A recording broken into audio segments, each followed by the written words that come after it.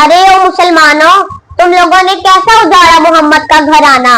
अज़ादारों, जब मेरे मदीने में बादशाह हसन को जहर दिया गया तब शहजादा कासिम की उम्र कितनी ही थी? अज़ादारों, मैं वजह पढ़ने लगा हूँ, मैं उम्र पढ़ने लगा हूँ, बेसाख्ता हाय कह देना।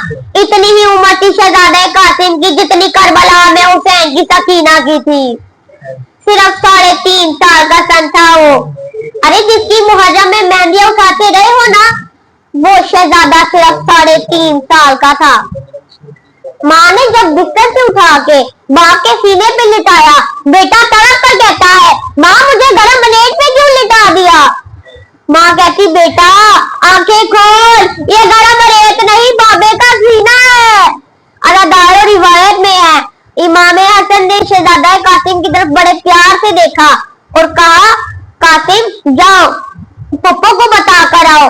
पप्पो के दरवाजे पे जाके कहना, अम्मा मैं यतीम हो गया। पप्पो को जाकर बताओ कि बाबा को जहर मिल गया है।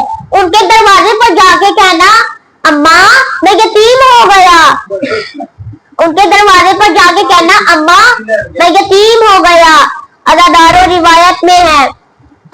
रिवायत में है कि 3 साल के बच्चे को मौत की तला नहीं देनी आती। और कासिम शहजादा कासिम रो के कहते हैं, बाबा मैंने कहना क्या है?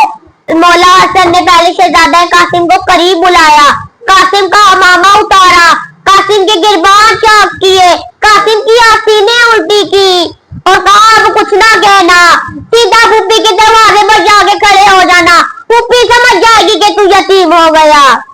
इधर शहजादा कासिम ने अपनी खुली हुई आसीनें देखी, फटा हुआ गिरबान देखा। इतने में मौला हसन की आवाज आई, कासिम।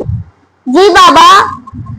कहा, कासिम अगर मेरी बहन सो रही हो तो उसे जगाना ना, क्योंकि सोई हुई बहनों से भाई की मौत की खबर बर्दाश्त नहीं होती। अज़ादारों, मैं यहाँ मसाइब रोक कर, जुमला रोक कर एक दुआ करने लगा हूँ। ऊंची आवाज में आमीन कह देना। उस जनाजे का वास्ता है, ऊंची आवाज में आमीन कह देना।